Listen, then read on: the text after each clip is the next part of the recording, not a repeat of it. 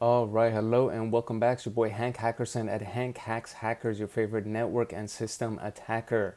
And this hopefully will end up being the last part of the Persisting Active Directory room inside of the attacks and exploits module of the CompTIA PenTest Plus pathway inside of TryHackMe. And as you can see, we've kind of done all of these things already. These things go hand in hand. So if you haven't seen the introduction video, I need you to watch the introduction video that did the first, I think we did the first 3 tasks in the introduction video, or no, the first 2 tasks. We did the first 2 tasks in the first video. We did task 3 and 4 in the second video. We did 5 and 6 in the third video, and then we're gonna wrap it up today in this video with 7 and 8. And yeah, let's jump into it for Persisting Active Directory, the last video. If you are studying for PenTest Plus, or if you're studying for Ethical Hacker or Security Analyst, any of those things, I do encourage you to like, subscribe, and turn on notification bell, and maybe even comment.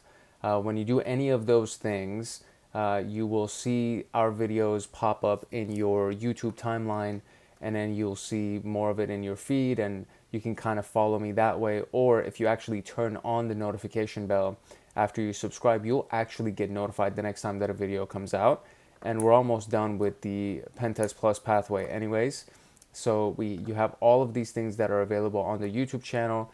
And then of course, if you subscribe and turn on the notification, you will get notified when the next video comes out. And these will be directly applicable to you in your certification exams, as well as your day-to-day job as a security analyst or an ethical hacker, so on and so forth. So I think it's actually a great benefit, and it ends up being a win-win situation, because then you'll be a part of our community, and I would love to have you as a part of the community and all of that good stuff. So without further ado, let's jump into task 7 of the room, which is persistence through access control lists. All right, here's what it says here. So while we can just add an account we control to every single privileged group that we can find, the blue team would still be able to perform cleanup and remove our membership. In order to ensure a bit better persistence and make the blue team scratch their heads, we should rather inject into the templates that generate the default groups.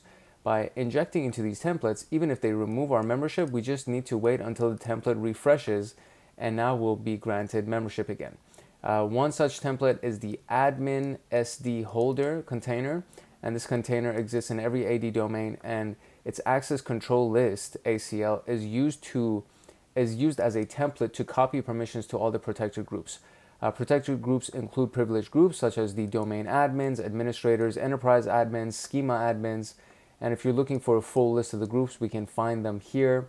And this is this a Microsoft? Yeah, it's a Microsoft website, Microsoft page, and it gives us everything that there is to know about these various groups. A process called SD prop takes the ACL of the admin SD holder container and applies it to all the protected groups every 60 minutes. We can thus write an ACE that will grant us full permissions on all protected groups. If the blue team is not aware that this type of persistence is being used, it will be quite frustrating. Every time that they remove the inappropriate permission on the protected object or group, it reappears within the hour. Since this reconstruction occurs through normal AD processes, it would also not show any alerts to the blue team, making it harder to pinpoint the source of the persistence. Persisting with admin SD holder. In order to deploy our persistence, we would use Microsoft Management Console to avoid kicking users out of their RDP sessions. It will be best to RDP into TMWork1 using the low privilege credentials that we have, and use the run as command to inject the administrator credentials and then execute MMC in the new terminal. So it would be run as net only user, so on and so forth, local admin command, and then that's what we would do, and then it would allow us to run this with the administrator privileges on the lower privileged account. And then once we have the MMC window, we can add the user and group snap-in, file, add snap-in, so on and so forth, and then make sure to enable advanced features, and then we can find the admin holder, navigate to the security of the group, and then let's add our low privileged user and grant full control. And then we have also SD prop. Now we just need to wait 60 minutes and our user will have full control over all the protected groups. This is because the security descriptor propagator service executes automatically every 60 minutes and will propagate this change to all protected groups. However, since we do not like to wait, let's kick off the process manually using PowerShell. And in the tools directory, there's a script called invoke adsd propagation, and then we could just write that, or we can run that script, and then it'll run. So once done, give it a minute, and then review the security permissions of a protected group, such as the domain admin groups, and then we can do the search command to find this group. And then from here, we should be able to see Aaron Jones, Aaron, is added to that group. As can be seen, our low privileged user has full control over the group. You can verify that this will continue to propagate by removing the user from the security permissions and rerunning the PowerShell script, and the user will be added again. Interestingly, although we have permissions to modify the group, it does not automatically add us to the group. However, using our new permissions, we can add ourselves to this group, and from here, it's going downhill for the blue team. And this one seems to be fairly simple, so we have to RDP into it so we can actually get the GUI, the graphic user interface of a Microsoft machine, and then we'll be able to run the rest of the stuff. So imagine combining this with the nesting group of the previous task, and then just as the blue team finished revoking your access through numerous group changes, 60 minutes later you can just do it all again. Unless the blue team understands that the permissions are being altered through the admin SD holder group, they would be scratching their heads every 60 minutes trying to figure out what's going on. And this is also good for you to know that if you see somebody coming back every hour, or after you've deleted them, they run back again, and it's like, oh, okay, maybe this is another thing that's going on, that they're using the admin SD holder group so that it just resets every 60 minutes. Since the persistence propagates through a legitimate AD service, they would most likely be none the wiser every time that it happens. If you really want to persist, you can grant full control to the domain users group in the admin SD holder, which means any low privileged user would be granted full control over all protected groups. Combining this with a full DC sync means the blue team will have to reset every single credential in the domain to flush out completely. So that's pretty crazy. What AD groups ACLs are used as a template for the ACLs of all protected groups? I'm gonna say it is the admin SD holder.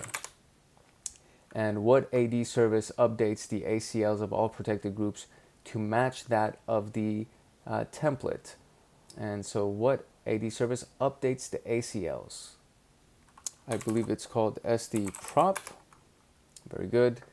And what ACL permission allows the user to perform any action on the AD object? And that would be admin, right? Admin something. Okay, it's full control. I was looking for some really like fancy names, but it's full control. Okay, so now that we have answered the questions, let's run this whole thing. So we're gonna RDP into THM work 1 using a low privileged user, which is gonna be Aaron Jones in this case. So I'm gonna close these out. If we need to come back, we'll just come back. It's all good. We will exit out of this thing. And so it's x free RDP. U is going to be Aaron Jones. P is going to be password that. And then V is going to be what was it? THM work 1.za.tryhackme.loc. Yes, trust the certificate. And there we go. We got it. We are now here. And so now we got to run this command so that we can get the permission as a root or an administrator. So run as net only yada yada yada. That's what we're going to run. And it doesn't say if it's a PowerShell thing. I think it's a command thing. It says from this new terminal. So in order to deploy persistence, we will use Microsoft Management Console to avoid kicking users out of their RDP sessions. It is best to RDP into THM work using the low privilege and then use the run command to inject administrator credentials. Okay, so I'm just gonna do this while I'm here.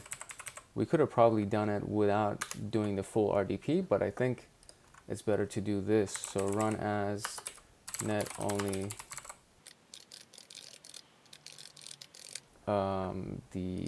I guess the same administrator password, which would be TryHackMe would not guess one at.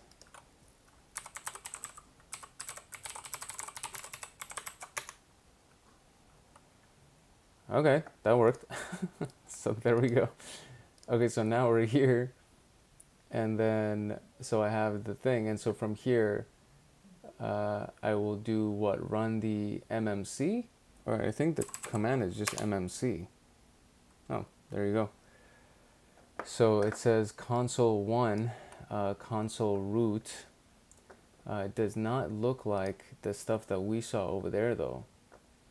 There are no items to show here. It doesn't even open up. There's nothing here. Active Directory users and computers. Once you have a new MMC window, add the users and groups snap in. So we do file. Let's do file, add, remove snap in. I see, okay. And then Active Directory users and computers, which is this thing, and we're gonna add that. And then make sure to enable advanced features. Edit extensions. Allow yada yada yada. Enable only selected extensions. We're going to do that, and then let's do advanced. By default, snap-ins are added to the console root. Selecting this box enables you to choose the parent snap. I see. So that's fine. Okay, so this is fine. And then we're going to go here, and I think it's under View where we do Advanced Features. And let me just, can I maximize this in any way?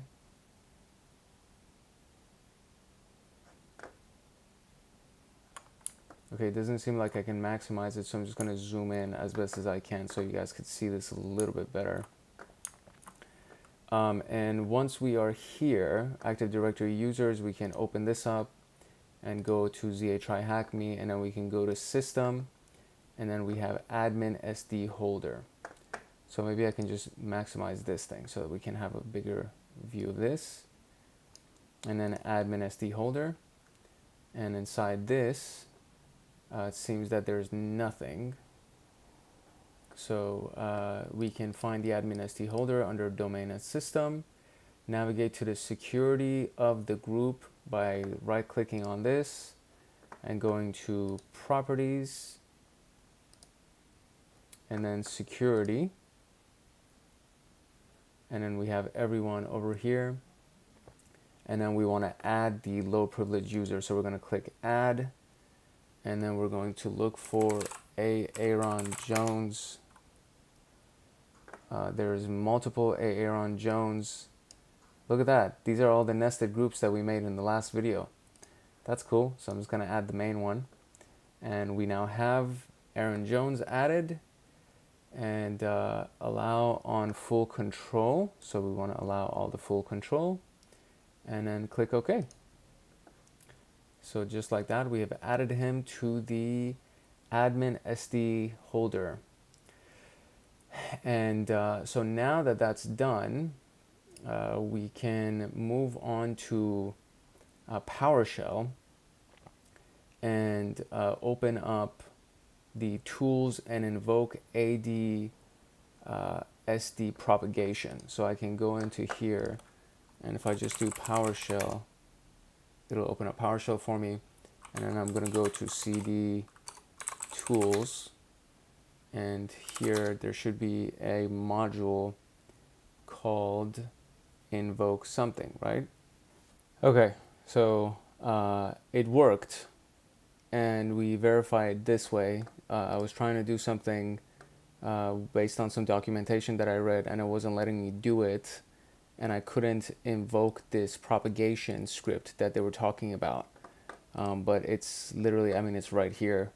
So I ran the initial command of who am I, just to make sure that I am Aaron Jones. And then I wanted to add myself to the group domain admins, and I did. and then I added myself, or I retrieved the information about myself being Sam account Aaron Jones from the domain admins group, and I am indeed inside of the domain admins group, and I have the domain admin permission. So it did work.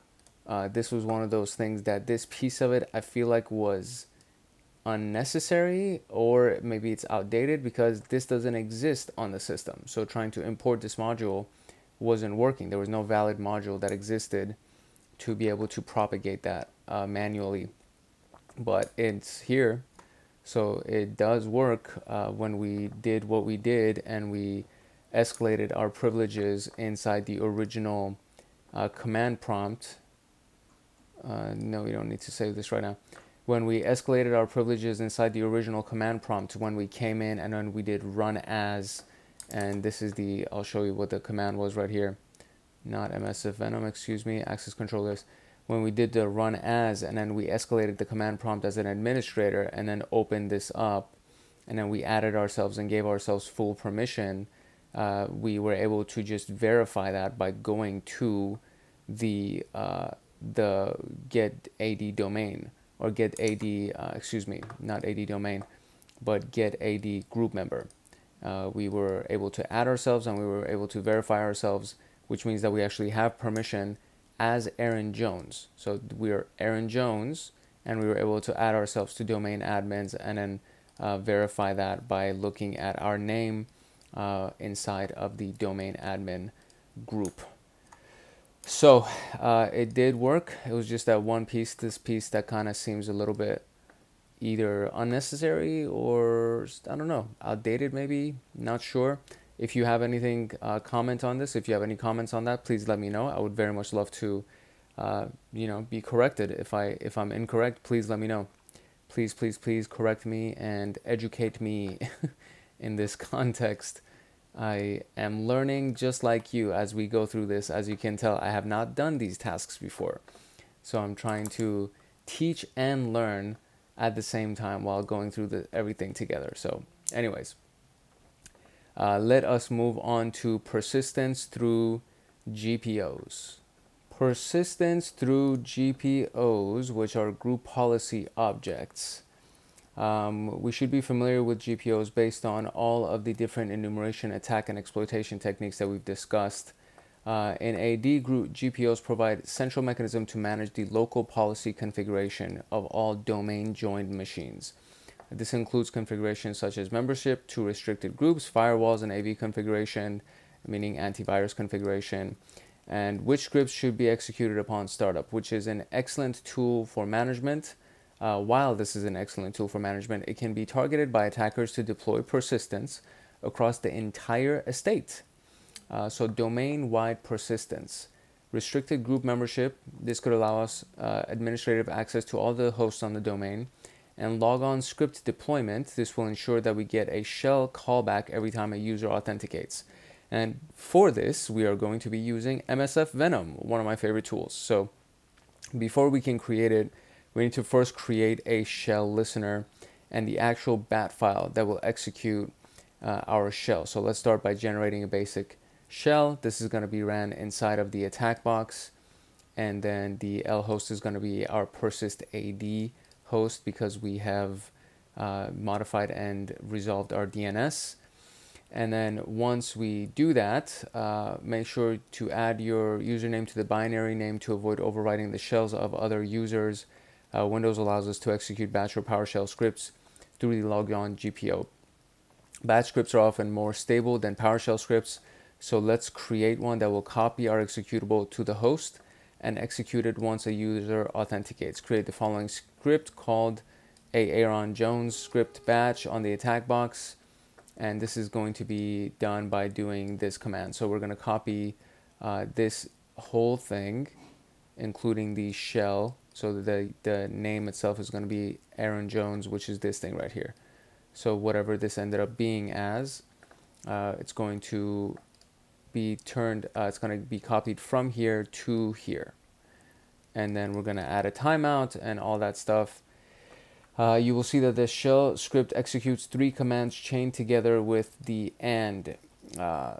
And the script will copy the binary from sysvol directly to the local machine, then wait 20 seconds before finally executing the binary. We can use secure copy and administrator credentials to copy both scripts to the sysvol directory. And we will do it like that. And finally, let's start MSF listener, and we will do it like so. And then we have the group policy object creation. The first step uses our domain admin account to open the group policy management snap-in. And in the run as spawn terminal, which we already have, type MMC and press enter, which will be here. Then click on file, add, remove snap-in, group policy management, and then click add, and then we should be able to see this. And then we can go inside of the GPO manager like so. And what we're looking for is, I guess we're going inside GPO management forest, domain, TryHackMe, and then we're going to go into admins. And we can technically write our contents to the default domain. We should propagate all ADs. We will make a more narrow approach for the task just to show the process. You can play around afterwards to apply to the entire domain. We will write a GPO that will be applied to all admins. So right click on the admins organizational unit and select create a GPO in this domain and link it here. Give your GPO a name such as the username persisting GPO, and then right click on the policy and select enforced. This will ensure that your policy will apply. Even if it's a conflicting policy, this can help to ensure that the GPO takes persistence, even if the blue team has a written policy that will remove the changes. Now you can right click on the policy and select edit, and then we're going to go back to the group policy management editor. Under configuration, expand policy window settings, scripts, log on and off, log on properties, scripts, and then add browse. And then we're going to add our script that we just created using MSFVenom. And then we'll get all that. In order to simulate this, let's reset the password for one of the tier 1 admin accounts and authenticate to a server. Use any of the techniques that we've learned in the previous AD rooms to either reset password of one of the tier 1 administrators. Once done, remember to start the MSF multi-handler, and let's test it out by RDPing into THM server 1 or 2. Use the tier 1 admin credentials, RDP into one of the servers. If you give it another minute, you should get a callback to the multi-handler, which on the terminal, if we run the multi-handler, it says start a reverse, and then we'll get a meterpreter shell, which means that we're actually in. And then hiding in plain sight. Now that we know that our persistence is working, it's time to make sure that the blue team can't simply remove us. So we're going to go back to MMC, click on policy, and then click on delegation. So the same place that we had admins, we're going to go on the admins, click on delegation. And then by default, all the administrators have the ability to edit the GPO. Let's remove these people. Right click on enterprise domain controllers and select edit, delete, and modify security. Click on all the other groups except the authenticated users and remove them. Then you should be left with delegation that looks like this: authenticated users and enterprise domain controllers. Then click on the advanced and remove. And we're going to do that. By default, all the authenticated users must have the ability to read the policy. This is required because otherwise the policy could not be read by the user's account when they authenticate to apply the policies. If we did not have our logon script, we could also remove the permission. We could replace authenticated users with domain computers to ensure that the computers still read and apply the policy, but prevent any other user from reading the policy. And then we're going to do this to test. Then to make sure that the shell is performing, there's no going back after this. So click add domain controller, so on and so forth, and then that's that's crazy. Okay, so that's a pretty big overview. We're gonna go through the actual exercises right now as well. So what MMC snap-in can be used to manage GPOs? Group policy management. What sub-GPO is used to grant users and groups access to local groups on the hosts that the GPO applies to? Okay, restricted groups. And what tab is used to modify the security permissions that the users and everybody have access to, and that tab is delegation. All right, so we have our answers. Now let's get into the fun part of this whole thing. So the first thing that we got to do is we got to create our MSFVenom payload. All right, I'm just going to close the PowerShell, but I'm going to keep this open. I will minimize this so that it stays. I will also minimize this so that that doesn't get in the way. And then we're going to work with this particular terminal here. And let's zoom in a little bit so you can see what's going on here. And here we go. So we're going to clear this up, and we're going to run the MSFVenom and create this payload.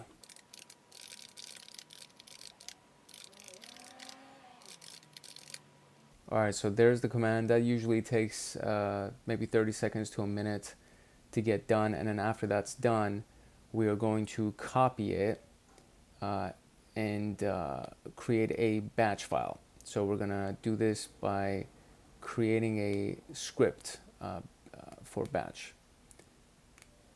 Okay, so there we go. That's done. We're going to run that. And where is it? There we go. Aaron Jones shell exe. It's right here. So now we're going to run the second command to be able to create a more stable batch, or more stable script, excuse me. Okay, I feel very silly. I was supposed to put that entire copy command inside a file called, that's so crazy, man. I was supposed to do this. I was supposed to put that entire thing inside a file and then save that as a batch file. And this entire time I thought I was supposed to run it as a command. Oh man.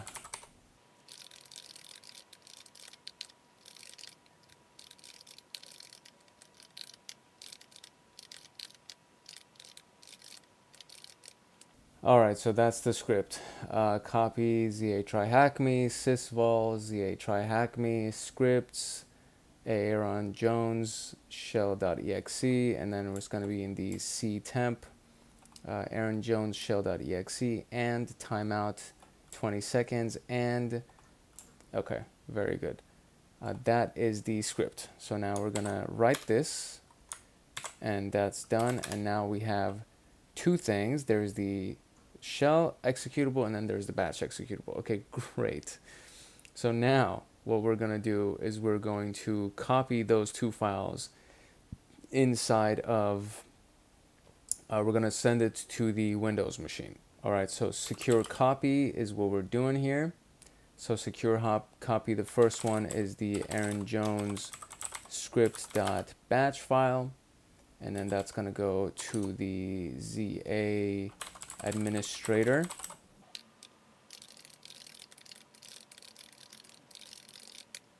Okay, very good. We got that part. Seems to be that it was done correctly. So now I need to put the admin password.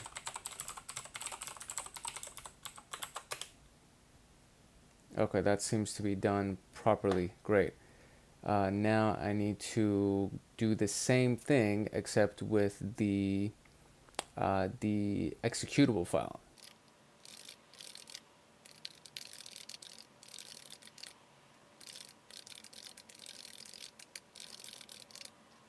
All right. Okay, so far so good. I think we got that part done. So now we're going to start an MSF listener, a MSF console listener, and that will be done using the following command. So it's a one-liner. You could also do this by opening up MSF console and then just running it one at a time. But we're going to do a one-liner at this point.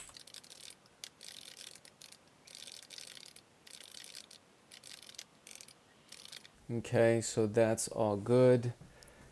And now since the prep is complete, we can go into the THM Work 1 and run a new window running the administrator for the next steps.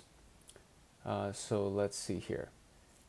We already have the terminal here, and this is a run as system terminal. So what we're going to do is go MMC here, and it's going to open this up, and we're going to go File, Add Remove Snap-in, and we're going to do Group Policy Objects. Group Policy Objects, or Group Policy Management, excuse me. So Group Policy Management, and there seems to be Management Editor and Management. And I think I just need Management. So we're going to do Management. I'm going to add that. It's going to be here. And then from here, we're going to go down a few levels here. We're trying to go inside of the forest, inside of the domains, inside ZA TryHackMe. And let me just maximize this window a little bit. And we're going to click on admins, and it seems to be nothing is here. So we can add somebody here. So the instructions, while we can technically write our contents to the default, we're just going to do the admin. So we will write a GPO. So right click on admins and select create a GPO in this domain and link it here. Very good. And then we're going to call it, what are we going to call it? aaron.jones persisting GPO.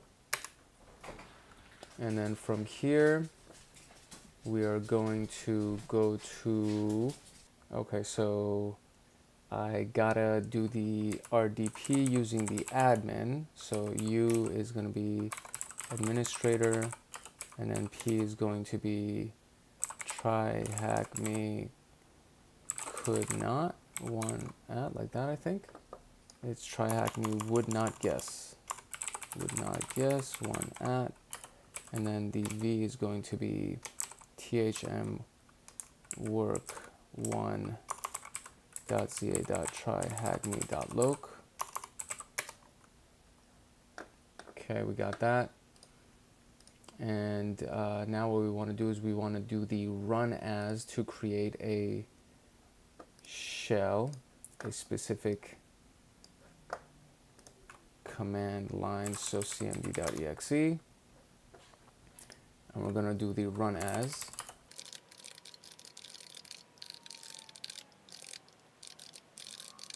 All right, there we go. Okay, so far, I think we're doing fairly well so far. So we are here. We have the shell. So now what we need to do is we need to open up the, so now we need to open up the MMC. And then this is going to open it up. And then we're going to go to File. We're going to add remove snap-in. We're going to do group policy object, or no, group policy manager, excuse me. Yeah, group policy management, there it is. And we're going to click OK on that. We will capitalize or maximize this page. Group policy management, open this up, go to domains, go to ZA TryHackMe, click on admins, and then do create a new one here. Aaron Jones persist AD or persist GPO. Network access is still denied. Maybe the network timed out. Yeah, the network did time out. So we gotta restart the network. That might be the reason why the network timed out. And it was denying me access to the network. So we are going to give that a quick minute, and then we're gonna rerun it. And hopefully we can add that, that admin. The instruction says that we should be able to do it even with the lower privileged account. So I'm going to try to see if this actually works with the lower privileged account, and hopefully it does. I don't think this is still up yet, so we're going to cancel this out. We got to wait for it to be fully available.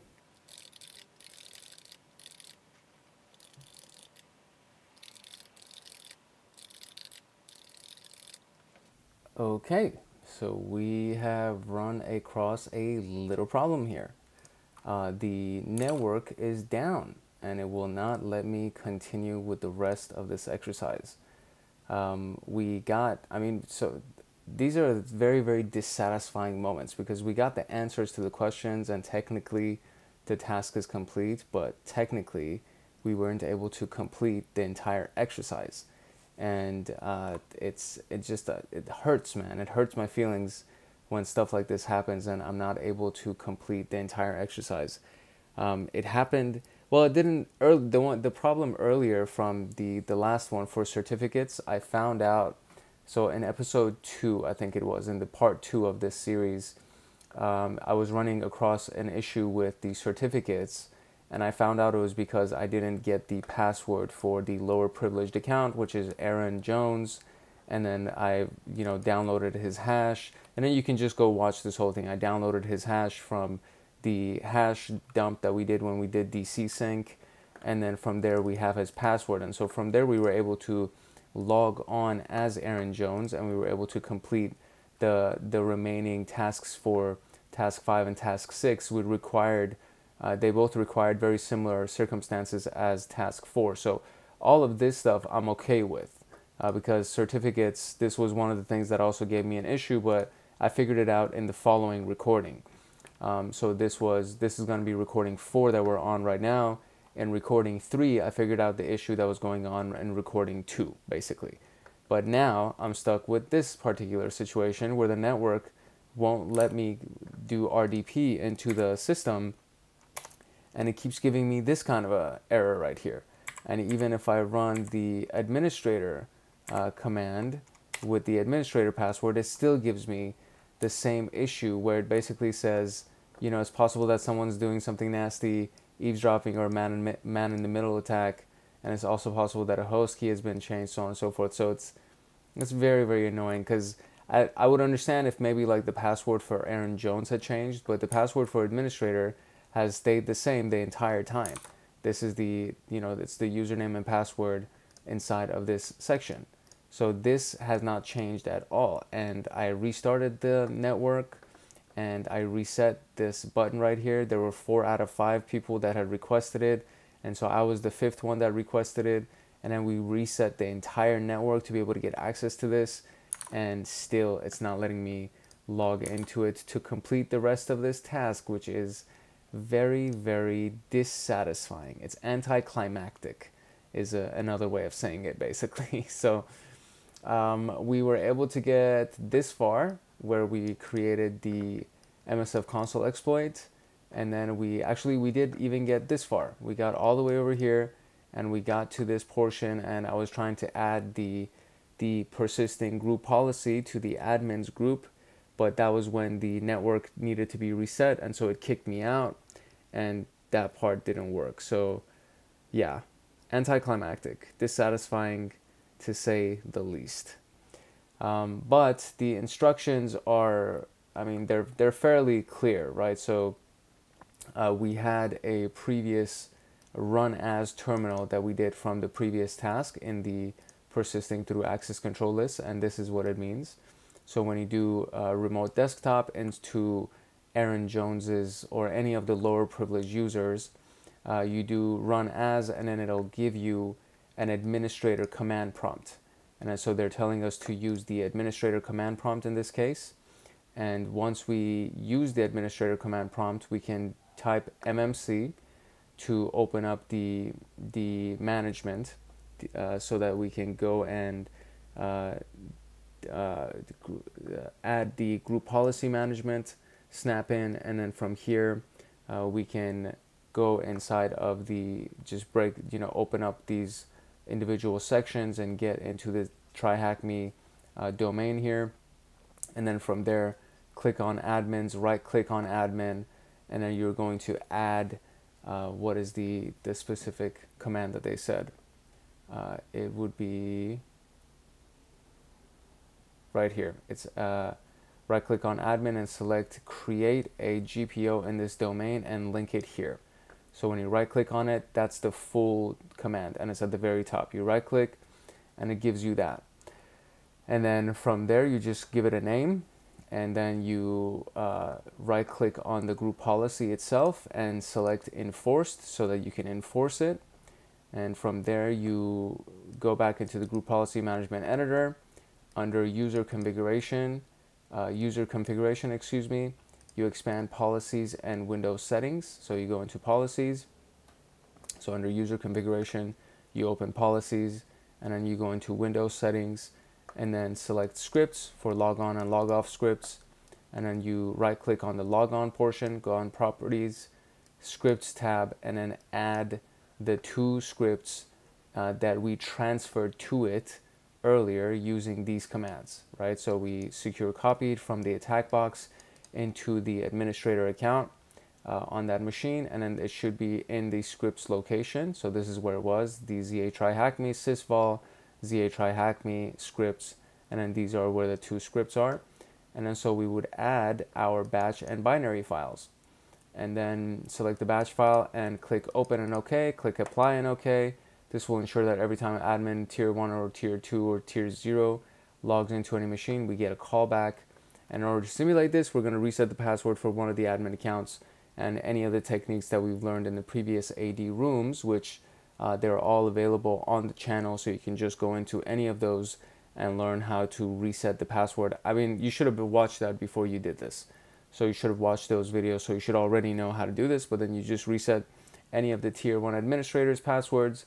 And then once you do that, you got to just make sure that you restart the multi-handler, which has been running this entire time. This is basically the multi-handler, and it's just waiting. It's been waiting this whole time for a connection to happen. And once that happens, then once you reset the password and log in, you can test it out by just RDPing into THM server 1 or 2, and then you use your tier 1 administrator credentials, you RDP into one of them, and then if you just give it a minute, the Meterpreter shell will actually run. And from there, you just kind of go through the rest of this. Log on event for GPO to execute. So if you just close your RDP, that only performs a disconnect. Make sure to select, navigate to the sign, and then actually terminate the session, meaning sign out. So you go and you sign out, and then it would make sure to actually give you your reverse shell. And just to guarantee that nothing happens and nobody can mess with you, the extra step that you would take is you go back into the manager, and you go into group policy management. Under admins, there's a section for delegation. So everything that we did up until this point was under linked group policy objects right here. Right here it says linked group policy objects, but then there's another tab for delegation. So after you did the sign out and sign back in, you would go into delegation, and then you would take all of these accounts, you would delete most of them, but then you would leave one, and it tells you which one. So it says you right click on enterprise domain controllers, and then you select edit settings, delete, and modify security as the delegation, and then click on all the other groups except authenticated users and delete them. So what you should be left afterwards would be just the enterprise domain controllers and then the authenticated users. These are the only two that you'd be left with. And then click advanced and remove the created owner from permissions. So authenticated users, advanced, and then you go and you do remove the created owner. So where would that option be here? Oh, excuse me, yeah, so right here, the created owner, which would be right here, you just do removed. And then once you do that, all authenticated users must have the ability to read the policy. This is required because otherwise the policy could not be read by the user's account.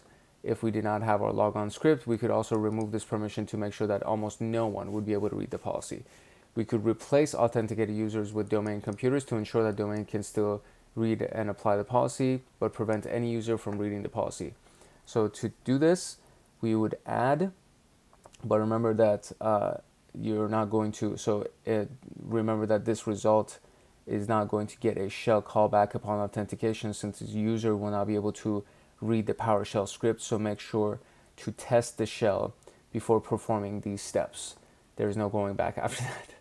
So once you do that, once you've done the delete, the removal, you would add type domain computers, click check names, and it's just like adding any other user, and we did that when we added Aaron Jones in the previous task.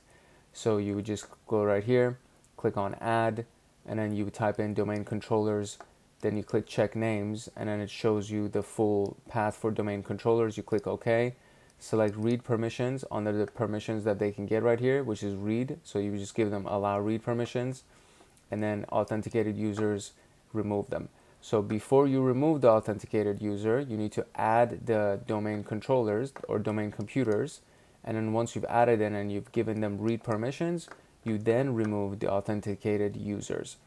And then right after you perform this, you will get an error that you can no longer read your own policy because you just removed yourself. And you can also see on the sidebar that we can no longer read the policy because it's inaccessible. And at this point, you literally have the highest level of permission, but it's only on the reverse shell.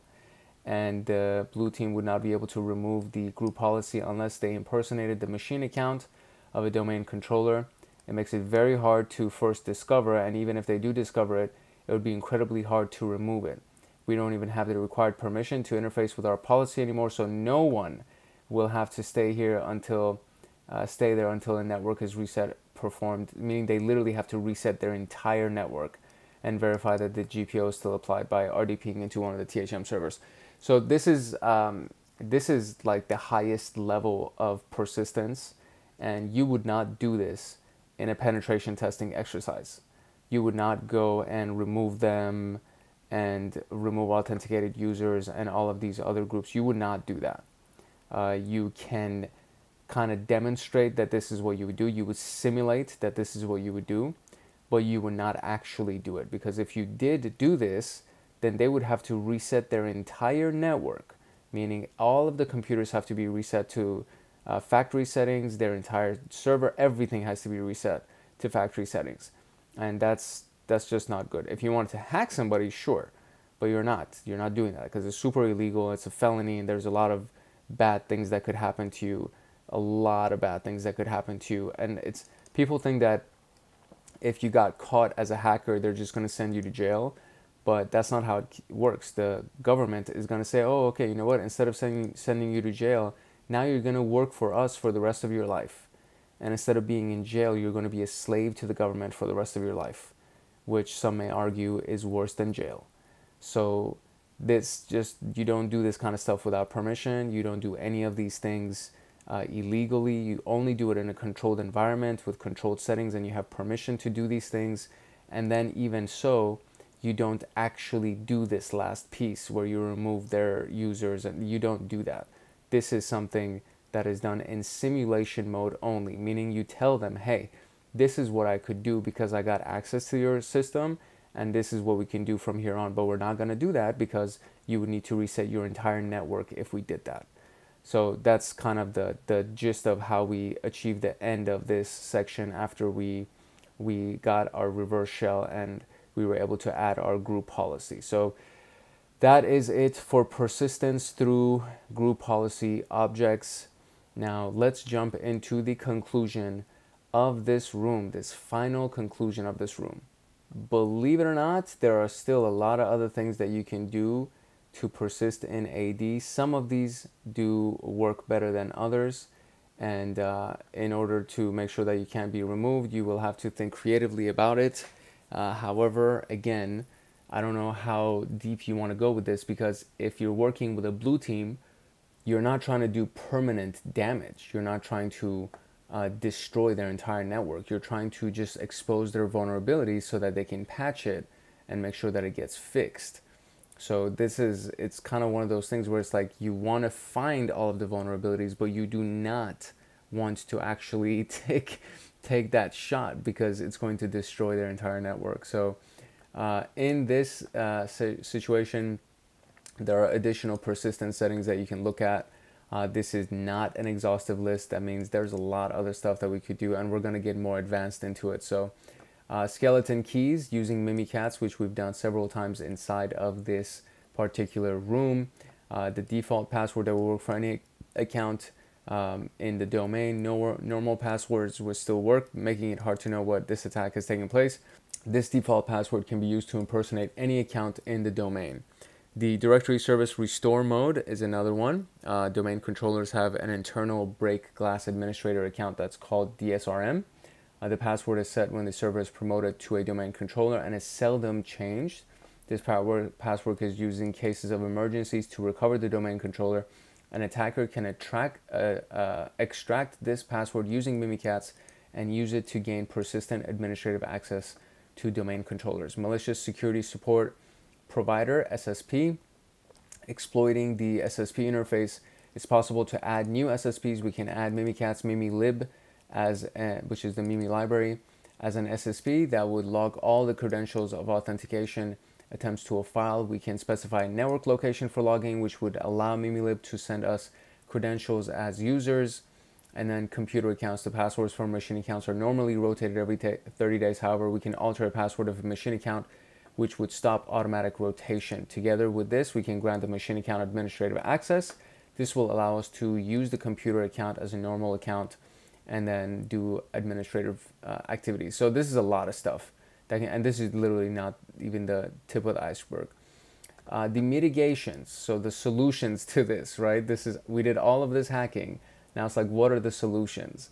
Can be a pain to defend against, obviously. So anomalous account logon events are the most common alert for persistence.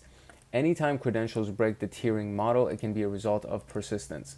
For each of the persistence techniques mentioned, specific detention rules can be written, such as cases when a machine account's password changes, access control lists are permissively updated, or new GPOs are created. The best defense against persistence is to protect privileged resources. Although low privileged access can be used to deploy persistence, the truly scary techniques only become available when somebody has privileged access to the domain. And this is the conclusion to this. And this is, again, tip of the iceberg. I feel like I've learned a lot from this. I think this is actually a great room that we just went through, and there was a lot that we just covered.